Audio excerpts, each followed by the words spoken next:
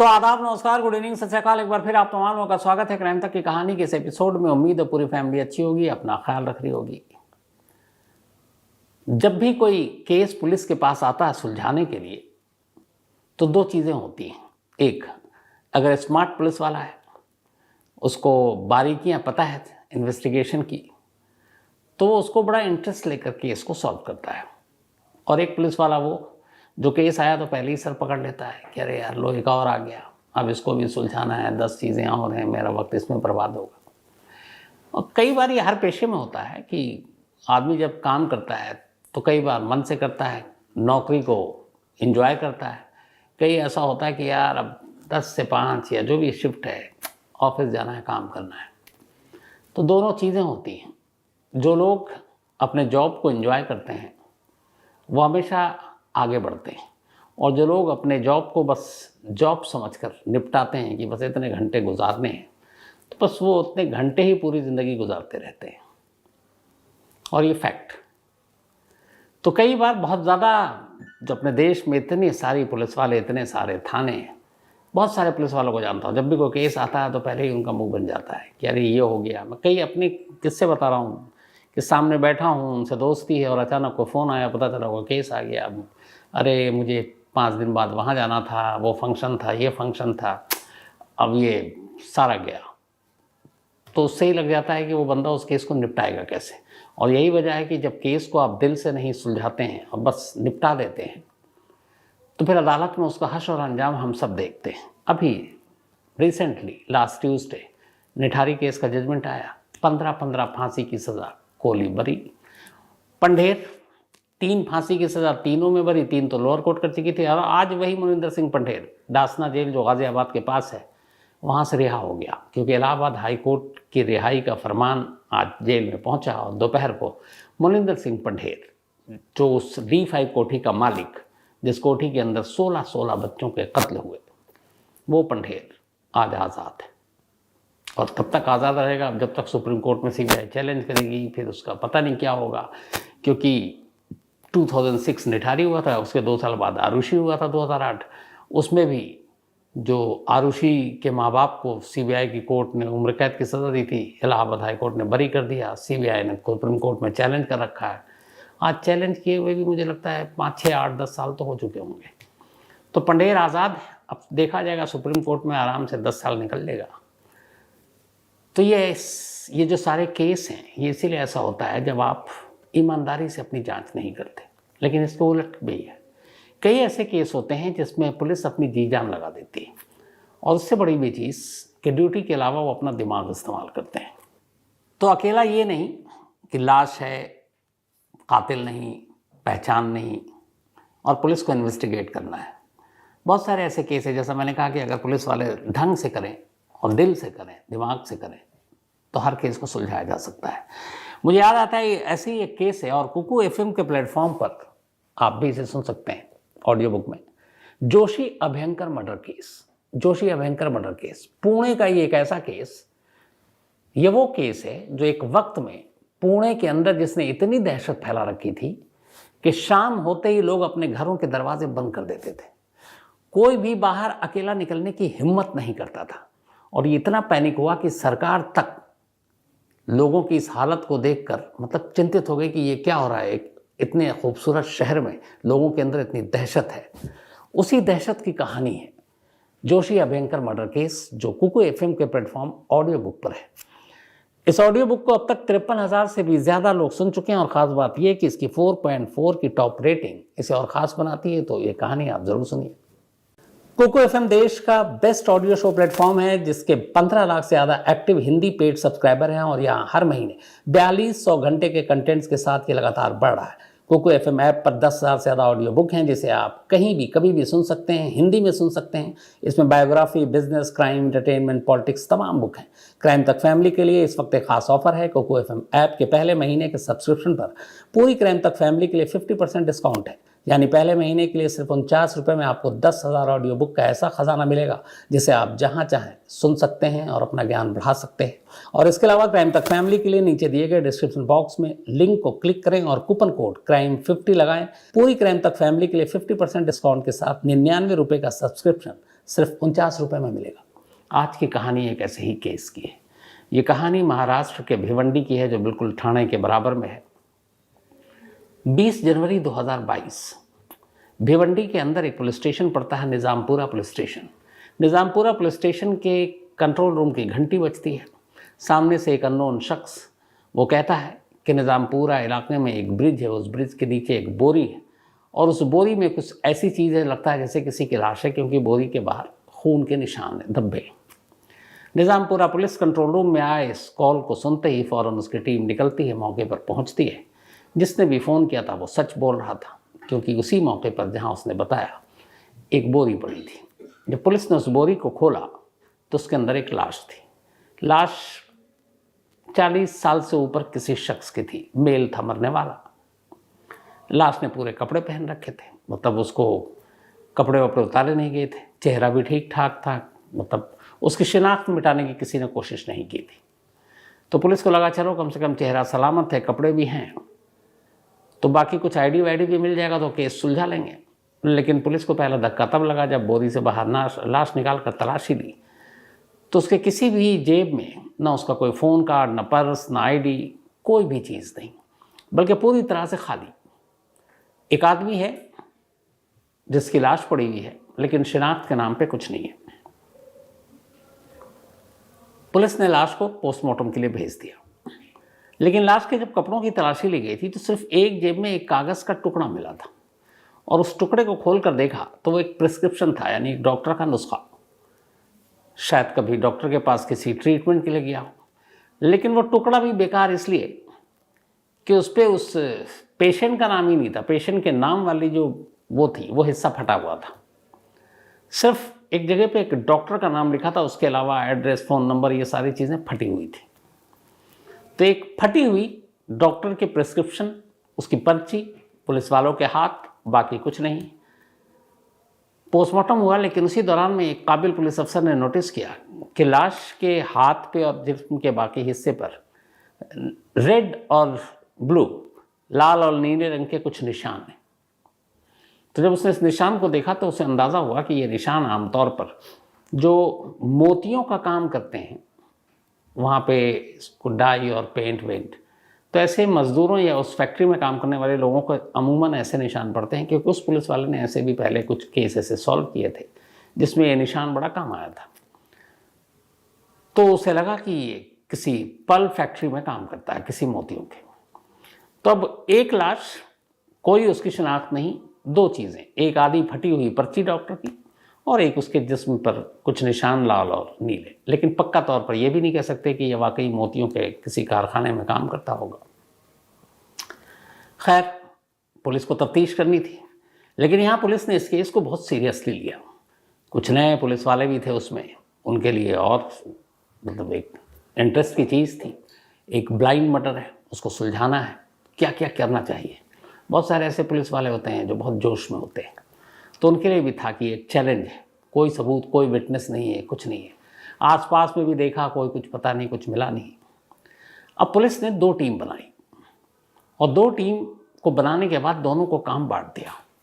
एक टीम बनाई और कहा कि ये आधी अधूरी जो फटी हुई पर्ची है डॉक्टर की, ये पकड़ो तुम्हारी टीम और इस पर्ची को पूरा करो और इस पर्ची में जो आधा अधूरा राज है उसको खोलो। और दूसरी टीम बनाई कि इस शख्स के जो हाथ वाथ पर जो 2 निशान मिले हैं लाल और नीले रंग के, ये पता करो कि अगर ये सच में किसी पर्ल फैक्ट्री में काम करता है तो कौन सी जगह हो सकती है। 2 टीमों को बनाकर दोनों जगह डिवाइड कर दिया गया। अब दोनों टीम भटक रही है।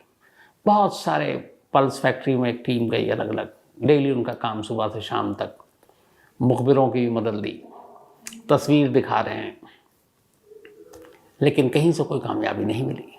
अब दूसरी टीम डॉक्टर की पर्ची लेकर दर दर भटक रही है। इस जहाँ पे लाश मिली, पहले तो निज़ामपुरा के आसपास की, शायद लाश यहाँ है तो यहीं का कहीं आसपास का रहने वाला होगा। तो उन्होंने वहाँ पे भी हर जगह पे दिखाई, तस्वीर दिखाई, कोई आइडेंटिटी नहीं। जब सारे लोगों से पूछताछ कर ली तब पुलिस को लगा कि कुछ मिसिंग। अब एक काम करते हैं, उन्होंने कहा कि एक टीम, उसी टीम में से 2 टीम अप कर दी और कहा एक टीम आप आसपास के जितने मेडिकल स्टोर हैं उसमें जाओ इस पर्ची को लेकर, क्योंकि डॉक्टर जब भी कोई पर्ची लिखता है तो दवा लेने के लिए आपको मेडिकल स्टोर जाना होता है, और मेडिकल स्टोर वाले जनरली डॉक्टर को जानते हैं, क्योंकि वो हैंडराइटिंग के जानते हैं किस डॉक्टर को आपने दिखाया है। और बहुत सारे मेडिकल स्टोर के साथ डॉक्टरों का भी एक तरह से कनेक्शन होता है, क्योंकि कई बार आप देखेंगे जो नामी मशहूर क्लिनिक हैं उसके आसपास मेडिकल स्टोर भी होता है, जैसे हर हॉस्पिटल के आसपास होता है। तो अब पुलिस की एक टीम दर दर हर मेडिकल स्टोर में चक्कर काट रही है पर्ची लेकर कि भाई बता दो ये किस पेशेंट का है, कौन है। हर जगह से मायूसी, क्योंकि वो आधी फटी हुई पर्ची, पूरा उसमें कुछ पता नहीं। कई दिन बीत गए, एक रोज एक हल्की सी उम्मीद जगी। पुलिस की एक टीम एक मेडिकल स्टोर में पर्ची दिखा रही थी। उस मेडिकल स्टोर वाले ने उस पर्ची को देखकर कहा कि ये फलाने डॉक्टर साहब की पर्ची है, और उसी के मेडिकल स्टोर के पास उनका क्लिनिक था। पुलिस को लगा चलो कम से कम मरने वाले की अब आइडेंटिटी सामने आ जाएगी। अब पुलिस की टीम उस पर्ची को लेकर मेडिकल स्टोर के उस शख्स के बताए उस क्लिनिक पर पहुंचती है। जब वो पहुंचती है तो देखती है कि अंदर कुछ पेशेंट है। अब डॉक्टर के पास जब पेशेंट होता तो पुलिस वाले भी फिर वेट करते हैं, तो वो बाहर वेट करने लगे। थोड़ी देर के बाद फिर डॉक्टर साहब को मैसेज मिला, उन्होंने पुलिस वालों को अंदर बुलाया। अब उन्होंने उनको पर्ची दिखाई, डॉक्टर साहब ने पर्ची देखी। उन्होंने कहा ये पर्ची तो मेरी है, इसमें कोई शक नहीं, लेकिन पर्ची किस पेशेंट के लिए मैंने बनाई मुझे याद नहीं, क्योंकि डेली दर्जनों पेशेंट मेरे पास आते हैं, और कई बार एक ही बार आते हैं, कुछ नए पेशेंट आते हैं जिनको मैं जानता तक नहीं हूँ। तो ऐसे में अब मेरे लिए बताना मुश्किल है कि ये कौन पेशेंट, और पेशेंट का उसमें नाम भी नहीं, वाला हिस्सा फटा हुआ। तो डॉक्टर साहब ने पर्ची तो एक्सेप्ट कर ली, लेकिन किसके लिए ये पर्ची काटी, कौन वो मरीज था, ये वो नहीं बता पाए। पुलिस डॉक्टर साहब के पास से बाहर निकली, लगा यार इतनी मेहनत की, इतना इंतज़ार किया, बेकार हो गया क्लिनिक तक आना। अब मायूस पुलिस वाले डॉक्टर साहब के कमरे से बाहर निकल रहे हैं। जब वो बाहर निकलते हैं तो देखते हैं कि डॉक्टर साहब के क्लिनिक के बाहर बहुत सारे पेशेंट वेट कर रहे हैं अपनी बारी का। उन्हीं में से एक महिला बैठी हुई थी। बाहर खड़े होकर पुलिस वाले बात कर रहे हैं कि पर्ची तो डॉक्टर साहब की है, लेकिन किसके नाम पे काटी पता नहीं चल रहा, बताओ कैसे उसका पता चलेगा जो मरा है। वो सारी चीज़ें आपस में बात कर रहे हैं। अब यहाँ से आगे क्या करें, बॉस को क्या रिपोर्ट दें, ये बात वो लेडी सुन रही है जो डॉक्टर साहब के क्लिनिक के बाहर अपनी बारी का इंतज़ार कर रही थी। जब उसने सुना कि एक शख्स है जिसकी एक पर्ची कटी है और वो उसका कत्ल हो गया है, लेकिन उसकी पहचान नहीं हो रही है, तो लेडी अचानक खड़ी होती है और पुलिस वाले से कहती है कि साहब हमारे मोहल्ले में एक लेडी है और उसका पति कई दिनों से गायब है और वो बहुत परेशान है। वो घर घर जाकर पूछ रही है, हमारे घर भी आई थी, हम लोग जानते हैं एक दूसरे को, और उसका कोई सुराग नहीं मिल रहा है। और वो भी जब भी उसके घर में कुछ होता है इन्हीं डॉक्टर साहब के यहाँ आती है अपना इलाज कराने के लिए, उसकी पूरी फैमिली। तो हो सकता है कि उसका पति कभी यहाँ आया हो, क्योंकि वो लोग यहीं आते थे। पुलिस वाले को लगा कि डॉक्टर साहब ने तो मायूस कर दिया, लेकिन यहाँ पे ये लेडी की एक बात खटक रही है, वो ये कि एक शख्स इसी मोहल्ले से गायब है, तो फिर पक्का कोई ना कोई सुराग मिल जाए, शायद वही हो। अब ये सोचकर पुलिस वाले ने उस लेडी का पता लिया, नाम पूछा, और वही टीम क्लिनिक से सीधे निकलकर उस बस्ती में पहुंची जिस बस्ती में रहने वाली उस महिला ने पता दिया था। वहाँ जाने के बाद पुलिस उसके घर पहुंची और उसने बताया कि एक पर्ची है, और क्या आप कभी इन डॉक्टर के यहाँ जाते हैं? उसने कहा हाँ जाते हैं। तो उसने कहा आपके पति कहाँ हैं? उसने कहा जी मेरे शौहर जो हैं वो कई दिनों से गायब हैं, हमने लोकल पुलिस में रिपोर्ट भी लिखाई है, मिल नहीं रहे हैं, पता नहीं चल रहा कि कहाँ हैं। तो अब पुलिस ने पूछा नाम क्या है? उन्होंने कहा उनका नाम अरमान शाह है और उम्र करीब होगी 46, 47 से 48 साल। अब पुलिस को लगा कि मरने वाले की उम्र भी लगभग यही है। पूछा कब से गायब है? तो उसने बताया कि वो 19 जनवरी से गायब है। फिर पुलिस का माथा ठनका कि जो लाश मिली वो 20 जनवरी को मिली है, टाइमिंग भी मैच कर रहा है। पुलिस वाले ने कहा आपको हमारे साथ चलना होगा। उन्होंने कहा ठीक है। पहले वो घबराई, पुलिस के नाम से हर कोई घबराता है, लेकिन उन्होंने कहा मैं अपने बेटे को भी ले चलूँ। पुलिस वालों ने कहा आप ले चलो। अब पुलिस वाले उस लेडी को लेकर सीधे अस्पताल पहुँचते हैं। अस्पताल में अभी डेड बॉडी रखी हुई थी। पोस्टमार्टम होने के बाद पुलिस डेड बॉडी दिखाती है, महिला देखती है और इनकार कर देती है, कहती नहीं ये मेरे शौहर नहीं है। पुलिस को लगा सब कुछ मिल रहा है, फिर यहाँ हाथ कामयाबी आते आते रह गई। मायूस पुलिस वाले, लेडी अब जा रही है अपने बेटे के साथ, तभी उनमें से एक पुलिस वाला कहता है एक बार बेटे से भी चेक करा लेते हैं, क्योंकि हो सकता है वो सदमे में हो। कई बार ये होता कि मन में नहीं ये ऐसा ना हो, तो उस डर की वजह से भी, एक उम्मीद की वजह से भी कि उसका पति जिंदा है, तो मानने को तैयार नहीं होते। पुलिस वाले ने उसके बेटे को बुलाया, बड़े प्यार से उसे कहा बेटा इसको देख के पहचान लो कौन है। बेटा आया, बेटा देखते ही कहने लगा कि ये मेरे पापा हैं। उसने कपड़ों से पहचाना और गले में एक ताबीज़ थी उससे पहचाना, और एक बर्थ मार्क था गर्दन पे, उससे पहचाना। पुलिस वाले ने कहा कि बेटा तो पहचान गया, माँ ने इनकार क्यों किया? अब माँ को दोबारा लाया गया। माँ रो पड़ी, कहेगी कि मैं कैसे मान लूँ कि मेरा पति इस दुनिया में अब नहीं है। वो दहाड़ मार मार कर रोने लगी। अक्सर ऐसे बहुत सारे केस हुए हैं जब लाश को देखकर कोई पहचान लेता है, कोई जानबूझकर मना कर देता है, तो पुलिस को डाउट उसकी वाइफ पर हुआ कि ज़रूर इसके कत्ल के पीछे इसकी वाइफ का हाथ है, वरना ये डेड बॉडी देखकर पहचान क्यों नहीं पाई और बेटे ने क्यों पहचान लिया। अब पुलिस उस लेडी और उसके पति अरमान शाह के रिश्तों को खंगालने लगी, घर में, पड़ोसियों में, इधर उधर, ससुराल में अरमान के। लेकिन हर जगह से यही जानकारी मिली कि दोनों एक दूसरे को बेशुमार प्यार करते थे, और वो सोच भी नहीं सकते कि अरमान शाह की वाइफ अपने शौहर को मार सकती है। मोबाइल भी चेक कर लिया, उस मोबाइल से भी कोई क्लू नहीं मिला, किसी और रिलेशनशिप के बारे में चेक कहीं से नहीं, हर तरह से उसकी वाइफ बिल्कुल क्लीन चिट। पुलिस ने कहा आप, एक तरफ वो अपने शौहर की लाश को पहचानने से इनकार करती है और बेदाग भी है, उसके बारे में कोई भी कमज़ोर कड़ी नहीं मिल रही है। अब सब कुछ होते हुए सिर्फ ये कि लाश की तो पहचान हो गई, कातिल तक पुलिस नहीं पहुंच रही है। अब पुलिस की टीम परेशान, क्या करे। इसी परेशानी के आलम में अचानक एक रोज एक शख्स पुलिस के पास पहुंचता है और पुलिस से कहता है, इसका नाम था सलमान, कि साहब जिस दिन अरमान शाह का कत्ल हुआ मैंने उस कत्ल को अपनी आंखों से देखा है, मैं उसका चश्मदीद हूं। अब पुलिस पहली बार खुश कि चलो अब कातिल दूर नहीं है कहीं।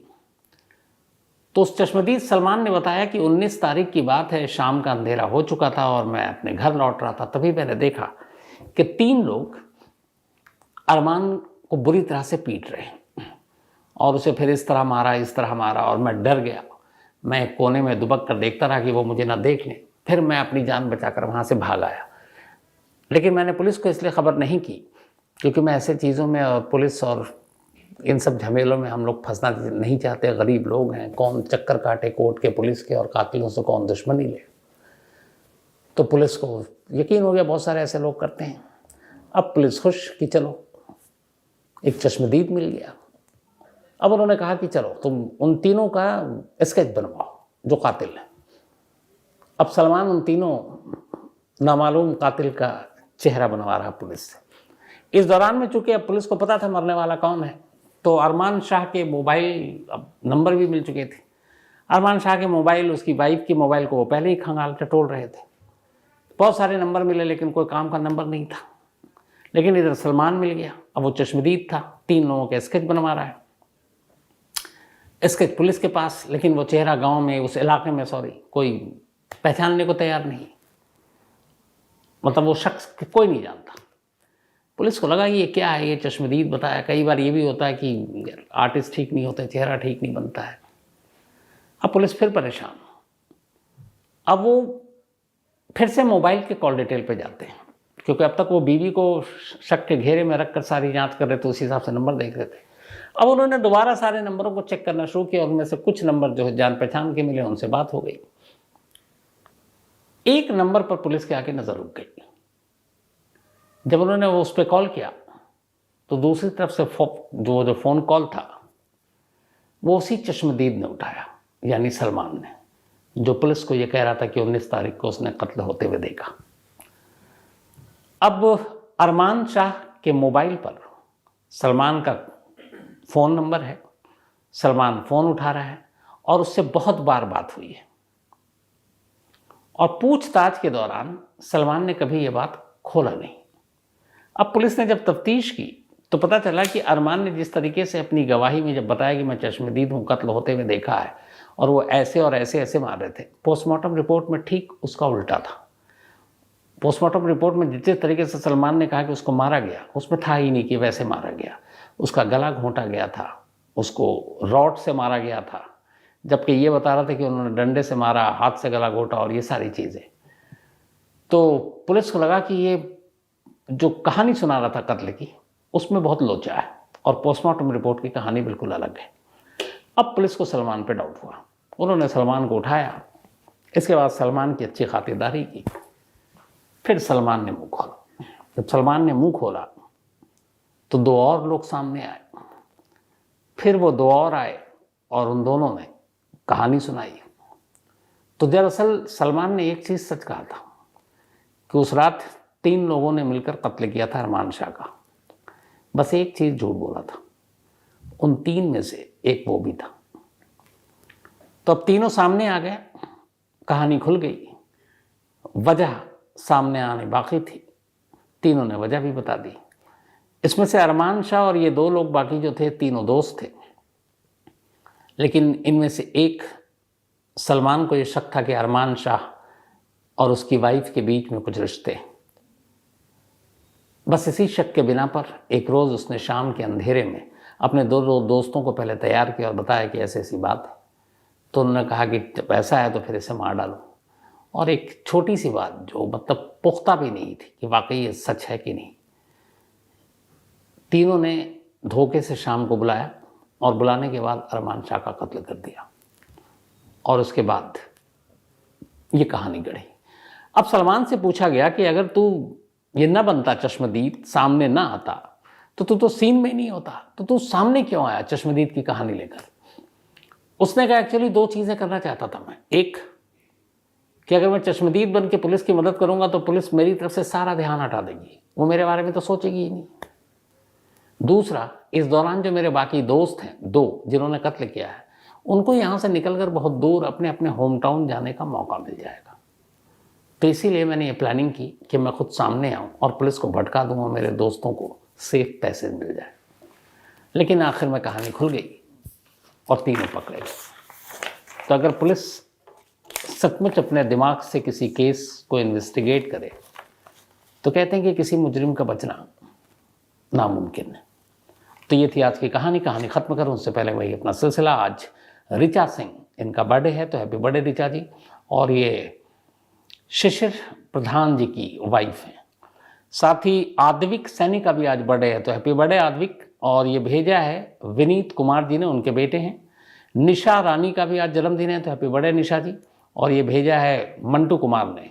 साथ ही मनप्रीत कौर जी, इनका भी आज बर्थडे है, तो हैप्पी बर्थडे मनप्रीत जी। और दिलप्रीत सिंह उन्होंने भेजा है और उनकी वाइफ है मनप्रीत। प्रशांत सैनी का भी आज बर्थडे है, तो हैप्पी बर्थडे प्रशांत। और ये राम सैनी ने भेजा है और साथ ही रतन विश्वकर्मा ने। इसके अलावा नीलम प्रवीण और सरफराज खान, इन दोनों की मैरिज एनिवर्सरी है। आपको दोनों को ही शादी की सालगिरह की बहुत बहुत मुबारकबाद।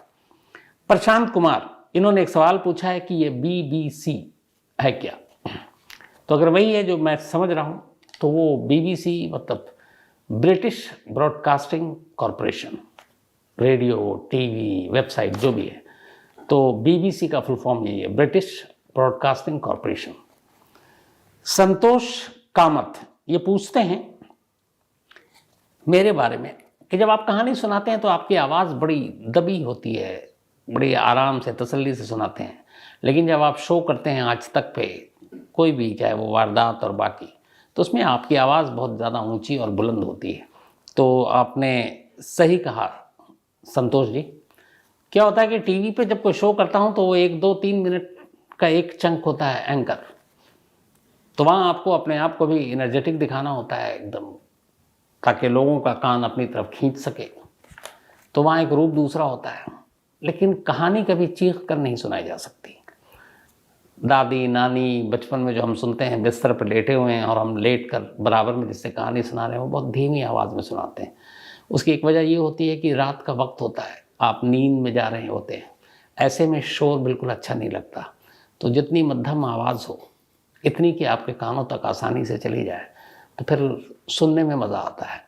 तो पता नहीं, ये मैंने कभी सोच के नहीं किया, लेकिन जब भी मैं कहानी सुनाता हूँ तो मैं वैसी सुनाता हूँ जैसे मैं आमतौर पर लोगों से बात करता हूँ, या अपने घर में बात करता हूँ, दोस्तों से बात करता हूँ, ऑफिस में कलीग से बात करता हूँ, तो लगभग वही टोन और वही स्केल होता है। विनय सिंह, इन्होंने सवाल पूछा है कि अगर किसी को फांसी की सज़ा हो और फिर अचानक पता चले कि उसे कोई गंभीर बीमारी है, तो क्या उसे उस हालत में भी फांसी पर लटका दिया जाएगा? विनय जी, ऐसा नहीं है। अगर किसी को फांसी की सज़ा दे दी गई और फिर ये पता चलता है कि उसको बहुत गंभीर बीमारी है, तो पहली चीज़ तो ये कि वो जेल में नहीं होगा, वो फांसी घर के इर्द गिर्द भी नहीं होगा, वो हॉस्पिटल में होगा। और मानवता या इंसानियत का नज़रिया ये है कि एक स्वस्थ इंसान को ही फांसी पर लटकाया जाता है। तो अगर बीमारी है तो पहले वो अस्पताल में डॉक्टर कहेंगे कि भाई ठीक हो जाओ, जब वो उसको ठीक होने का सर्टिफिकेट दे देंगे, मेडिकल रिपोर्ट दे देंगे, फिर उसे लाया जाएगा। तो इसको ऐसे भी समझ लीजिए कि जैसे एक आदमी को पहले बीमार हो गया, फिर उसके ऊपर सारा खर्चा कीजिए, उसको हेल्दी बनाइए, स्वस्थ बनाइए, फिर उसको लाइए, और जिस बीमारी की वजह से वो मर सकता है उस मौत से उसको बचाइए और फिर उसको मौत दीजिए।